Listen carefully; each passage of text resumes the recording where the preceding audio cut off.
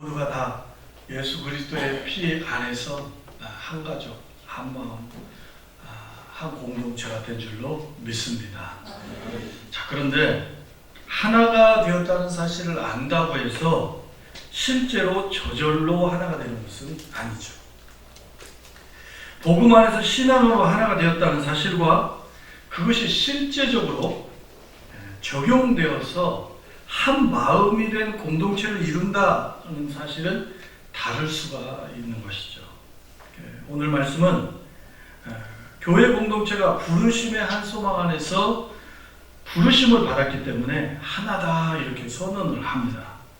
자, 우리 4절 5절 말씀 우리 같이 한번 읽어봅니다. 시작. 몸이 하나요 성령도 한 분이시니 이와 같이 너희가 부르심의 한 소망 안에서 부르심을 받았느니라. 주도 한 분이시요 믿음도 하나요 세례도 하나요.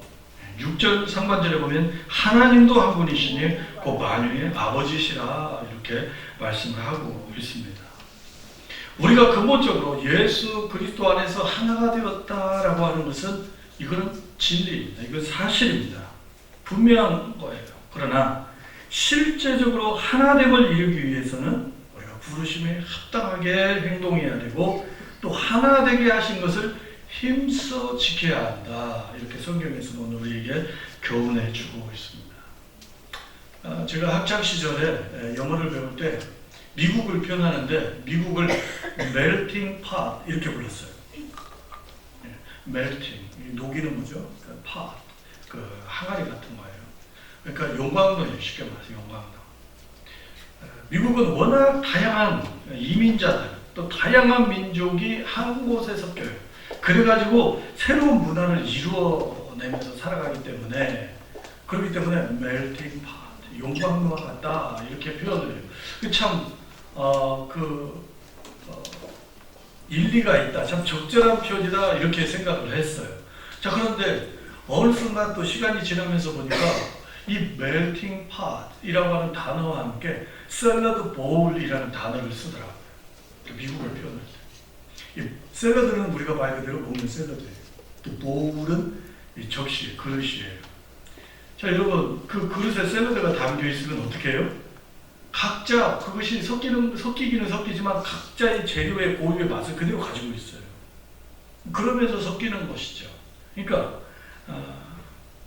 미국에 있는 각 이민 온 사람들이 한때 섞이지만은 각 이민자들의 문화와 가치, 생활 습관 이런 것들을 그대로 가지고 여전히 가지고 산다는 것이죠. 그래서 샐러드 볼이라고 이것도 상당히 의미가 있는 말이다 이렇게 생각을 했어요. 자, 이러다 보니까 각자 이민자들의 문화와 가치가 달라요, 서로. 그래가지고 대결을 하기도 하고 반목을 하기도 하고 갈등의 요소가 되기도 해요. 교회를 곰곰이 생각해 봤어요.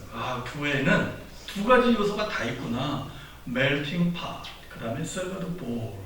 이게 다 교회 안에 있어요. 그래서 하나가 된 것도 있지만 또 여전히 하나가 되지 못한 각자 고유의 것들이 있는 것을 발견하게 됩니다. 자, 여러분, 오늘 사도 바울은 말씀에서 하나님께서 바로 만유를 통일하시고 그리고 하나 되게 하셨다 이렇게 말씀해요.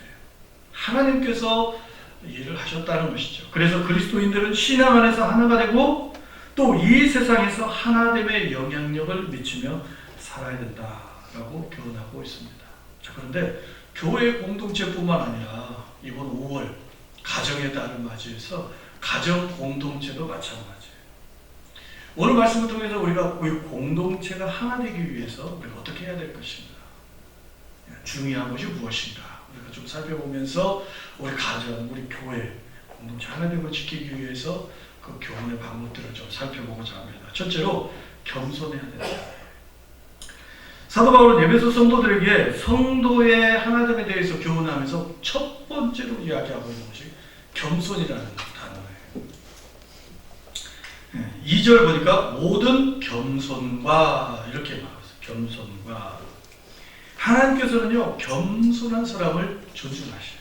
그래서 이사야 57장 15절 말씀에 보면 지극히 존귀하며 영원히 거하시며 거룩하다 이름하는 이가 이와 같이 말씀하시되 내가 높고 거룩한 곳에 있으며 또한 통회하고 마음이 겸손한 자와 함께 있나니 이는 겸손한 자의 영을 소생시키며 통회한 자의 마음을 소생시키려 함이라.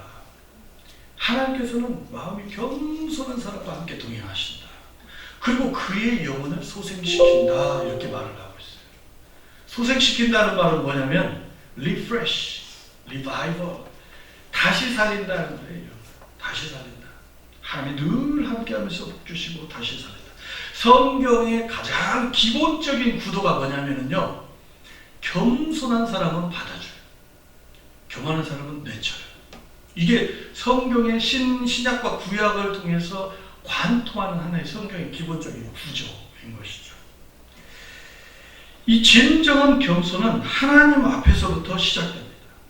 우리가 하나님의 위엄과 영광과 권위 앞에 서게 되면, 그 거룩하심을 보게 되면 겸손해져요. 저절로 겸손해져요. 영광의 하나님 앞에서 교만하고 그리고 온전하게 설 수 있었던 사람은 한 사람도 없었어요. 아무도 없었어요. 하나님의 임재 앞에서 모든 인생이 낮아지고 겸손해지는 거죠. 이게 우리의 겸손의 출발점이에요. 하나님 앞에서 겸손한 사람은요, 다른 사람들과의 관계에 있어서도 겸손해져요. 겸손이 드러나요. 여러 가지 모습으로 겸손이 드러나는데 그 첫 번째가 서로 복종하는 거예요. 겸손한 사람은 서로 복종해요. 에베소서 5장 21절에 보면 바울이 말하죠. 그리스도를 경외함으로 피차 복종하라. 베드로전서 5장 5절에서 말해요. 다 서로 겸손으로 허리를 동이라. 하나님은 교만한 자를 대적하시되 겸손한 자들에게는 은혜를 베푸시느니라. 복종하라. 여기서 이 복종이라는 말은요, 막 굽신거리고 막 그 굴종에 가까운 그런 겸손을 이야기하는 게 아니에요. 여기 겸손은 다른 사람의 가르침 그리고 의견을 잘 수용하고 받아들이는 것을 의미해요. 다른 사람의 마음에 담긴 의견, 그 다음에 가르침, 이거를 열린 마음으로 수용하는 거예요. 여러분, 우리가 그냥 막 지적질을 하는 사람이 있는데 그런 거에 대해서는 무시하면 돼요. 그냥 뭐 댓글을 다는데 막 그 안 좋은 이야기 달았다고 막 그냥 거기에 너무 신경 쓰고 그냥 막 힘들어하고 그럴 이유가 없어요. 그 사람들은 나를 사랑하는 사람도 아니에요. 그 사람들은 나를 위하는 사람들도 아니에요. 그거 그냥 무시하면 돼요. 그냥 지적질해요. 무시해요. 그러나 마음을 담은 그 의견, 마음을 담은 충고, 이런 것은 누가 됐든지 간에 그것을 열린 마음으로 수용하고 받아들일 줄 아는 것, 이것이 겸손이다라고 하는 것이죠. 여러분, 나의 이해의 폭을 넓힐 수가 있어요. 둘째로 이 겸손은요, 다른 사람을 섬기는 모습으로 드러나요. 섬김을 통해서 겸손의 본을 보여주신 가장 대표적인 사람이 누구입니까? 예수 그리스도. 예수 그리스도. 예수님의 전 생애가 이 겸손의 삶이었어요. 예수님은 섬김을 받기 위해서 이 땅에 오신 것이 아니라 도리어 섬기려 오셨다. 그리고 자기의 목숨까지도 내어주시기 위해 이 땅에 오셨다라고 분명히 이 땅에 오신 목적을 밝히고 있어요. 예수님께서는 또 말씀하실 때 이 하나님 나라의 위대한 가치는 높아지는 데 있는 것이 아니라 오히려 서로 낮아져서 섬기는 데 있다. 주님께서 그렇게 가르쳐 주셨어요. 아멘. 그것도 주님을 본받아서 서로 섬기는 사람을 하나님께서 놀라운 복으로 채워주시겠다고 약속해 주셨습니다. 여러분, 섬김과 이 겸손과 신앙의 그 성숙도는 비례해요. 섬기려고 하는 사람, 신앙이 좋은 사람, 틀림없어요. 섬김을 받으려고만 하는 사람은 비성숙한 사람이다 하는 것이죠. 자, 세 번째로는요, 서로를 존중하는 거예요. 바울은 로마서 12장에서 존경하기를 서로 먼저 하라 이렇게 말을 하고 있어요. 빌립보서 2장에서도 오직 겸손한 마음으로 각각 자기보다 남을 낮게 여기고, 겸손한 마음으로 남을 낮게 여기고, 높게 여기라는 거예요. 이게 낮춰보라는 게 아니라 이분이 더 나은 분입니다. 당신이 더 나보다 더 낫습니다. 뛰어납니다. 이렇게 여기라는 것이죠. 이것은 말로만이 아니라 그 사람의 의견, 그 사람의 필요, 이것을 잘 듣는 거예요. 존중해 주는 거예요. 내 의견이, 내 경험이, 내 지식이 최고다 이렇게 생각하고 자꾸 다른 사람의 의견을 존중할 줄 모른다면 이건 겸손한 사람이 아닌 거죠. 이건 겸손과 정반대죠. 겸손한 사람은요, 자기를 드러내기를 좋아하지 않아요. 자기 자랑을 하지를 않습니다. 그냥 묵묵히 자기의 할 일을 하는 거예요. 여러분, 가정의 날을 맞이해서 가정에서도요, 이 부부가 서로 존중하면, 그죠? 자녀가 부모를 존중하고, 부모가 자녀를 존중하고, 그러면 가정에 문제가 있을 일이 없어요. 당신이 뭘 한다고 그래? 도대체가 말이야. 아니, 아빠, 엄마가 뭘 알아요? 지금 이 시대에 지금 알아요? 우리들 알아요? 얘들아, 아빠도 엄마도 너희들만한 시대를 겪었어. 너희들이 뭘 안다고 그러냐 자꾸 가정에서도 서로 자기의 주장, 자기의 의견이 최고라고 자꾸 이야기를 하면은 아내는 아내대로, 남편은 남편대로, 자녀는 자녀대로 불협화음이 계속 일어나요. 서로가 겸손해서 존중해주면 가정에 평화가 있어요. 교회도 마찬가지죠. 상대방의 의견을 존중해줘. 잘 귀담아 들어요. 그래서 존중해주려고 많이 서로 막 노력하는 거예요. 나이를 떠나서, 직분을 떠나서, 교회에 뭐 오래 다니고 조금 다니고 이런 것을 떠나서 서로 좀 내가 더 낮아지려고 하고 섬기려고 하면, 그러면 그 공동체는 그냥 은혜가 넘치죠. 가정도 마찬가지인 것이죠. 겸손의 모습은 서로 복종을, 그러니까 귀를 열고 의견을 잘 듣는 것, 그 다음에 다른 사람을 섬기는 것, 그 다음에 그 의견을 존중해 주는 것. 자, 두 번째로는요, 온유해야 된다는 것이죠. 여러분, 겸손과 온유로 하고 그랬어요. 온유. 존 칼빈이요, 스트라스부르크에 가기를 원했어요. 그런데 제네바에 이제 잠깐 들른 거예요. 근데 제네바에 이 칼빈이 왔다는 소식을 듣고요, 이 윌리엄 파렐이 야, 이거 하나님이 주신 기회다 생각하고 그 제네바에 있는 칼빈을 막 쫓아갔어요. 쫓아가가지고 당신이 정말 필요해. 제발 나하고 손잡고 여기서 일합시다. 이 제네바의 종교 개혁 운동에 칼빈 당신이 필요하니까 당신이 꼭 참여해 주면 좋겠습니다. 사정을 했어요. 그런데 이 칼빈은 스트라스부르크에 가가지고 조용히 책을 쓰기를 원했어요. 원래 그런 사람이었어요. 그런데 이 칼빈은 막 행동하고 하는 그런 거에 별로 그렇게 관심이 없었어요.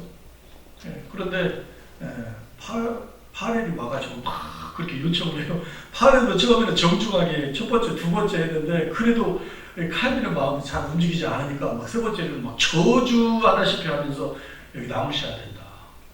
이 일을 하셔야 된다. 종교개혁운동 이 일을 해야 된다. 막 이렇게 강청을 했어요.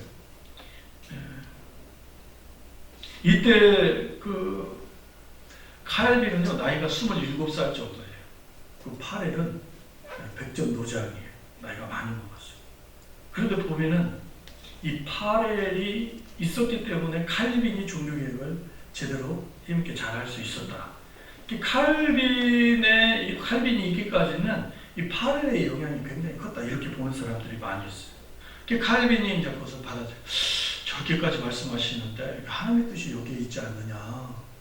이렇게 온유한 마음으로 그것을 받아들여요. 가지고 제네바에 3년 동안 있어요. 근데 제네바 시민들은 이 칼빈을 그렇게 처음부터 그렇게 좋아하지는 않았어요. 계속 별로 안 좋아했어요. 3년 정도 됐을 때에는 시의회에서요, 칼빈하고 파웰을 추방했어요. 뭐 여러분들이 그런 걸 원하시면 우리가 떠나겠습니다 하고 떠나요.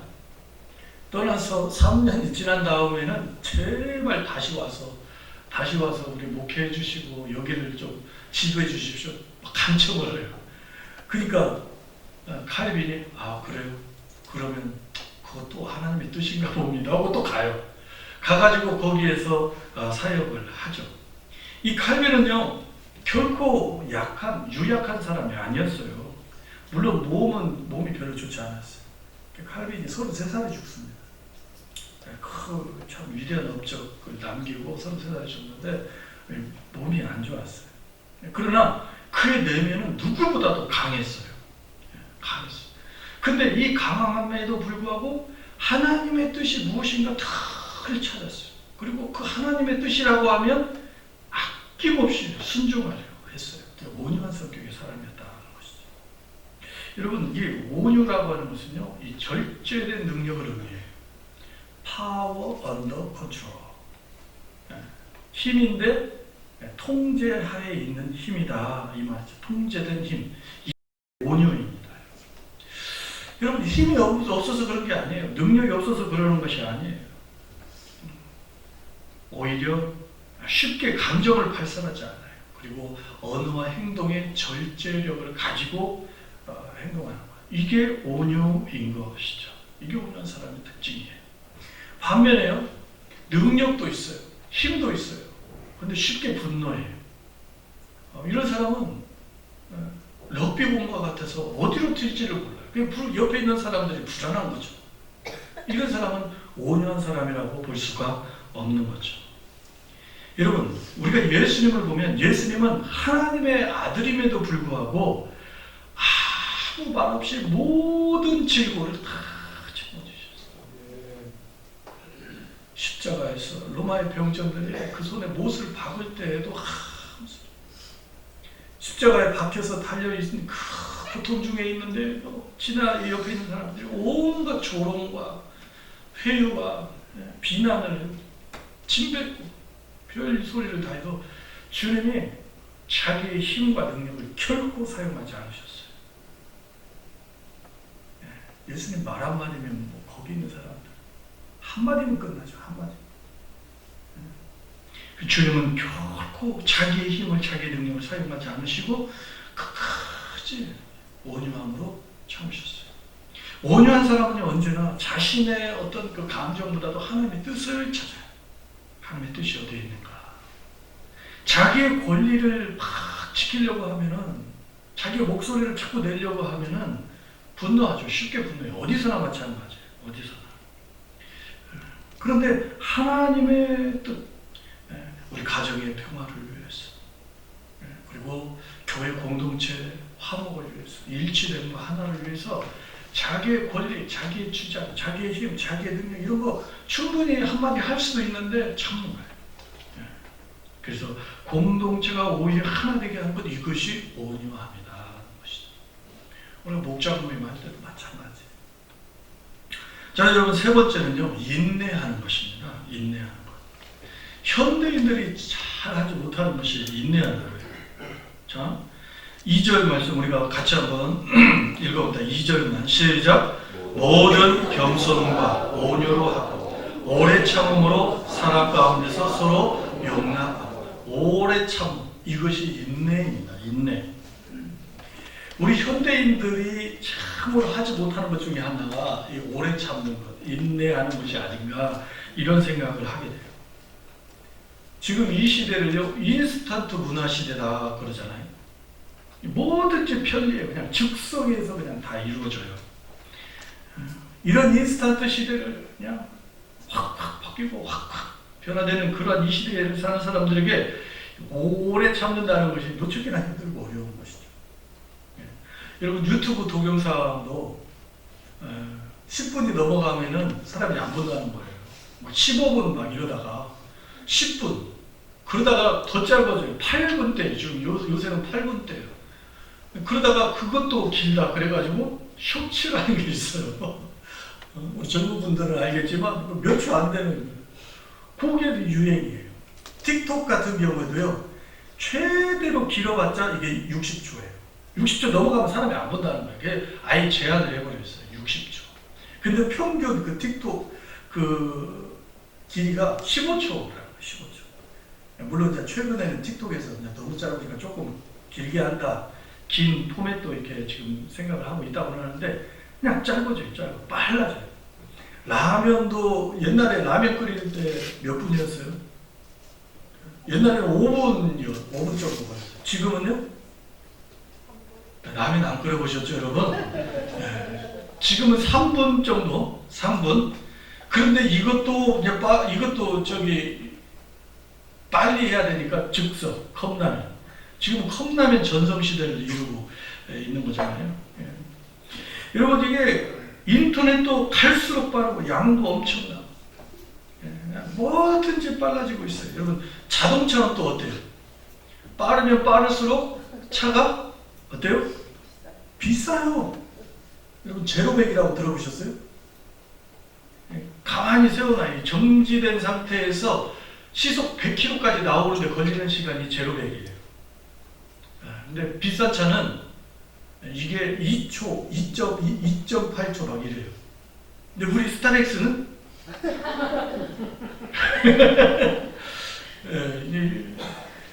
이게 비싼 차일수록 막 람보르기니 이러고 막 그다음에 포르쉐 막 이런 거는요 그냥 밟으면 그냥 눈 깜짝할 사이 100km 벌써 시속 100km 쫙 그다음에 빠를수록 그다음에 우리가 비행기 같은 경우에도 어때요? 빠를수록 이게 비싼 거예요. 기차도 그냥 막 빨라져. 그러니까 모든 것이 이렇게 빠른 것이 경쟁력이에요.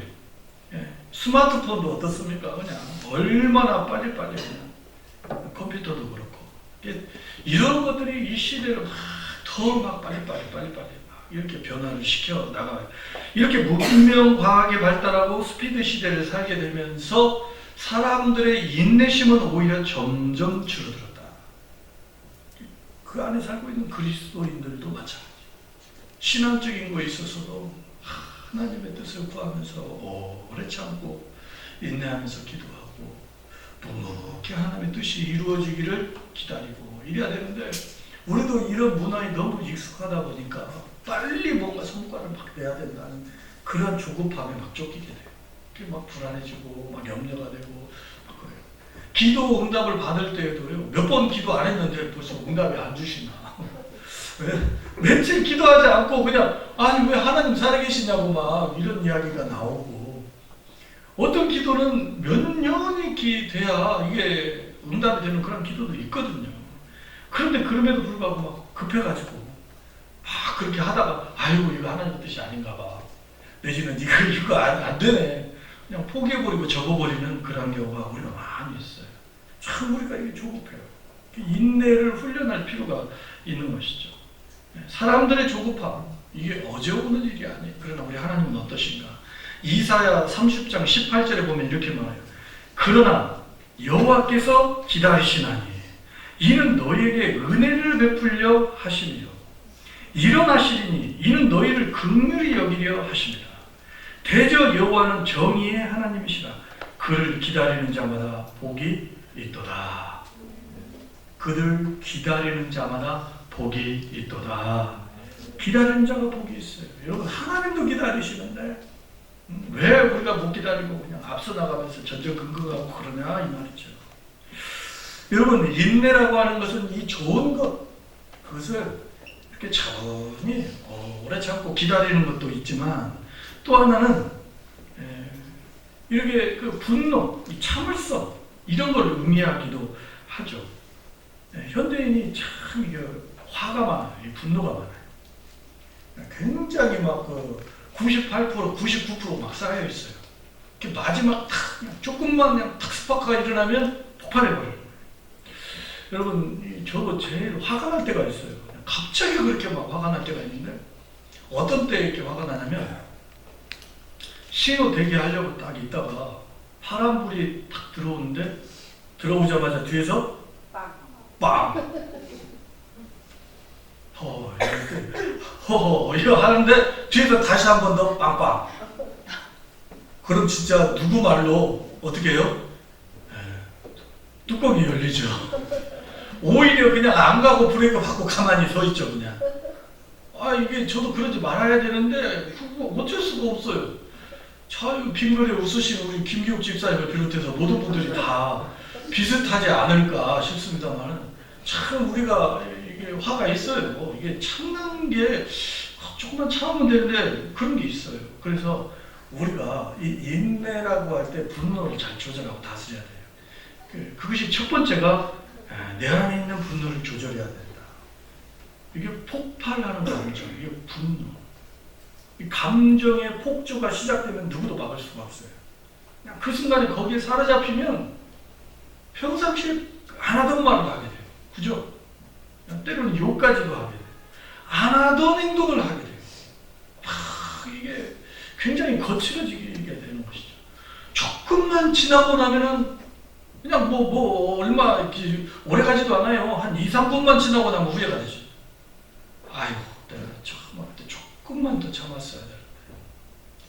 왜 후회하고 난 뒤에는 어떻게 이미 다 폭발시켜 놓고 다 역사랑 막 그 상대편 다 너덜너덜 가슴이 찢어지고 있는데 그래도 나는 뒤끝이 없어. 그런 얘기 해봐야 뭐하냐고요. 그 분노를 잘 조절, 인내가 굉장히 중요해요. 우리 가정에서도 마찬가지잖아요. 우리가 다 알잖아요. 가정에서. 자, 우리 옆 사람 보면서 자, 10초만 참읍시다 하면 이야기합시다. 10초만 참읍시다. 네, 뒷사람하고도 좀 보면서 우리 10초만 참읍시다.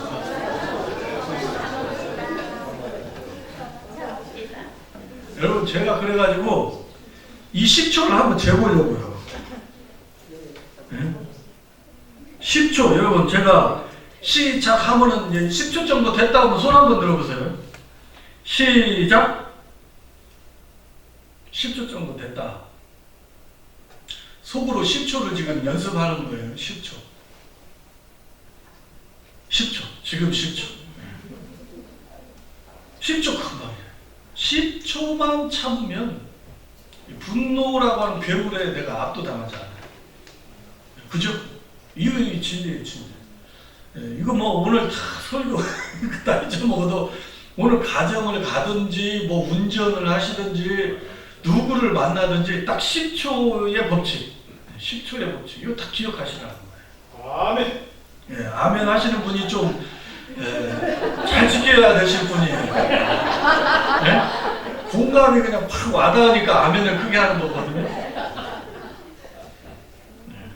그 다음에 두 번째는요, 서로 시간을 좀 주라는 거예요.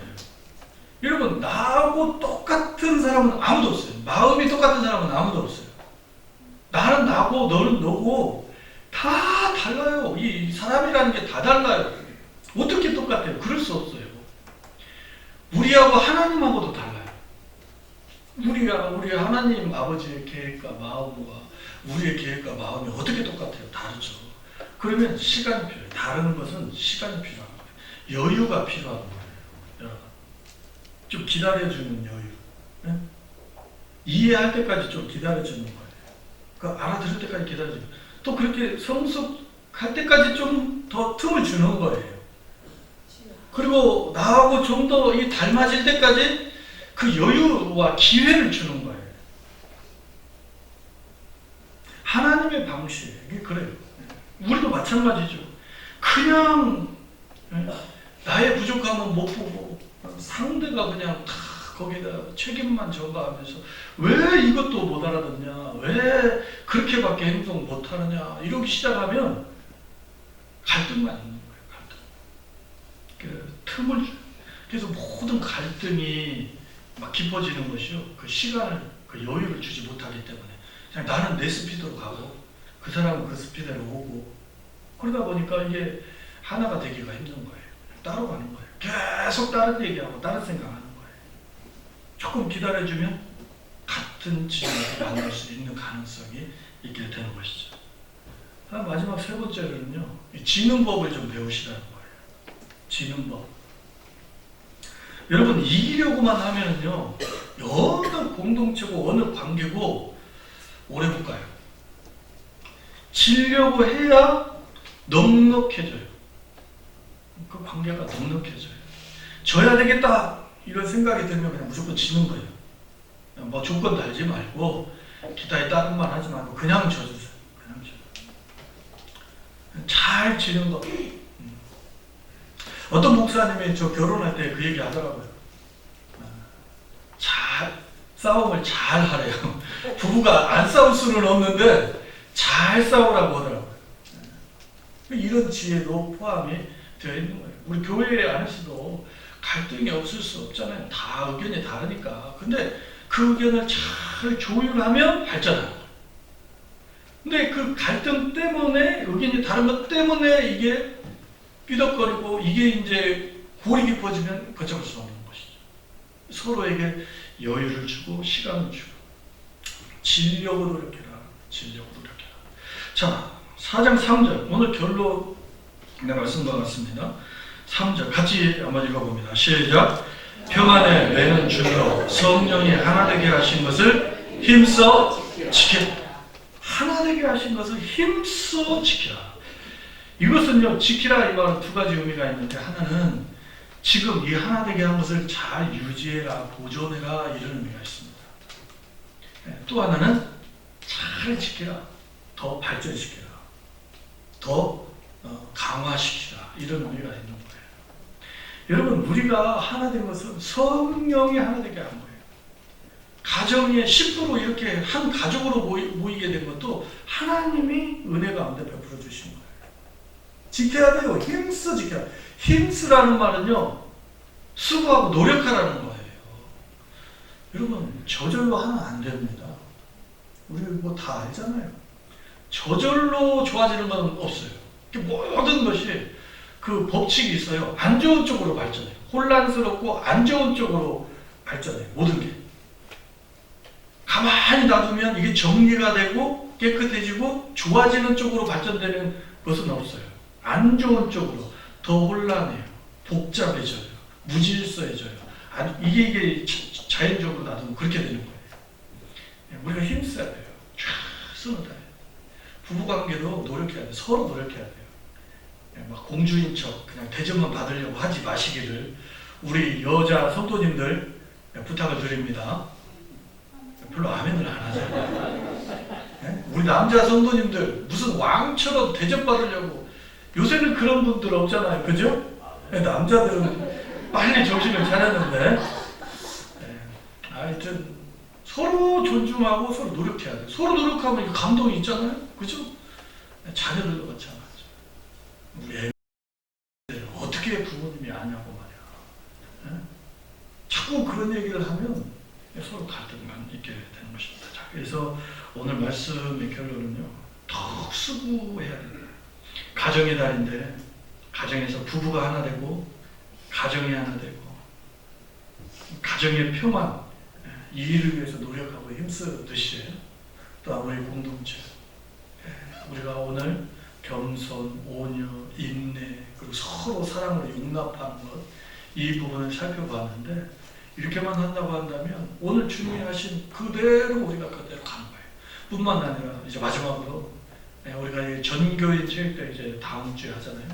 이것도 힘써서 우리가 하나 되고 지키기 위해서 하는 거예요. 그냥 무슨 뭐 돈이 남아서 예산 드리고 예배드리기 싫어가지고 밖에 나가가지고 그렇게 하는 것이 아니고, 이런 과정들을 통해서 우리가 서로 알아가면서 서로 존중하고 이해하면서 하나 되기 위해서 힘써서 이런 행사들을 많은 사람들이 준비하고 노력하고 해가지고 하는 거예요. 그래서 이번에 할 수 있는 대로 많은 분들을 좀 추첨하세요. 이게 올지 안 올지 모르죠. 그러나 내 마음 가운데 이제 일주일 남았는데 기도하시고, 누가 되든 상관없어요. 그날 하루만 나와도 괜찮아요. 교회 등록 안 해도 아무 상관없어요. 누구든 데리고 초청해가지고 우리가 행복하게 기뻐하면서 그날 하루 하나 되기를 힘쓰는 그런 시간이기 때문에 그렇게 하는 것이죠. 우리 교회 가운데 이 하나됨의 역사가, 성령의 놀라운 이 축복과 은혜의 역사가, 또 우리 가정 가운데 이 역사 가운데가 넘치는 5월 한 달 될 수 있기를 주님의 이름으로 축복합니다. 기도하겠습니다.